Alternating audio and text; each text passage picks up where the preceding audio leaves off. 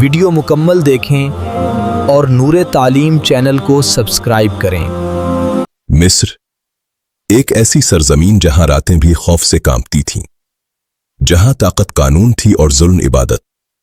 یہاں ایک انسان اپنے آپ کو خدا کہلواتا تھا۔ اس کا نام تھا فرعون۔ وہ کہتا تھا، میں تمہارا سب سے بڑا رب ہوں۔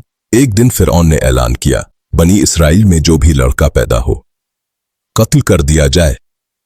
ماؤں کی گودیں اجڑ گئیں، گھروں میں سناٹا چھا گیا، چیخیں، آنکھوں میں آنسو اور دلوں میں ایک سوال، کیا اللہ ہمیں دیکھ رہا ہے؟ اسی اندھیرے میں ایک گھر میں ایک بچہ پیدا ہوا۔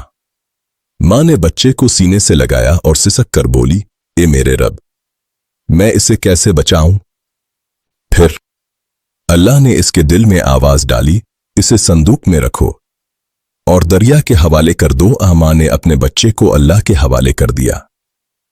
دریا کی موجیں اس صندوق کو فرعون کے محل تک لے آئیں۔ فرعون کی بیوی عیسیٰ بولیں، یہ بچہ میری آنکھوں کی ٹھنڈک ہے۔ وہ بچہ جسے قتل ہونا تھا آج فرعون کے محل میں پل رہا تھا۔ یہ ہے اللہ کی تدبیر۔ سال گزر گئے، بچہ جوان ہو گیا۔ ایک رات کنواں طور، آگ کی روشنی، اور پھر اے موسیٰ، میں تمہارا رب ہوں۔ نبوت عطا ہوئی، حکم ملا، فرعون کے پاس جاؤ، وہ حد سے بڑھ چکا ہے۔ فرعون کا دربار، سامنے دو نبی۔ حضرت موسیٰ بولے، بنی اسرائیل کو آزاد کرو۔ فرعون ہنسا، کیا میں تمہارا رب نہیں؟ عصا زمین پر گرا اور وہ اژدھا بن گیا۔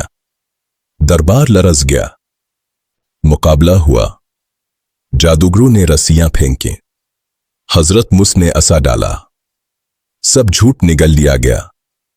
جادوگر چیخ اٹھے، ہم ایمان لاتے ہیں موسیٰ اور ہارون کے رب پر۔ سچ ظاہر ہو چکا تھا۔ فرعون پیچھے آیا، سامنے سمندر، پیچھے فوج۔ حضرت موسیٰ کی آواز گونجی، ہرگز نہیں، میرا رب میرے ساتھ ہے۔ عصا زمین پر مارا گیا، سمندر پھٹ گیا، راستہ بن گیا، قوم گزر گئی۔ فرعون داخل ہوا اور پھر سمندر بند ہو گیا۔ فرعون ڈوب رہا تھا، غرور ٹوٹ چکا تھا، لاش باقی رکھی گئی تاکہ دنیا دیکھے۔ یہ کہانی آج کا پیغام ہے، غرور فرعون بناتا ہے، صبر موسیٰ بناتا ہے، اور اللہ آج بھی زندہ ہے۔ یاد رکھو، سمندر آج بھی پھٹ سکتے ہیں۔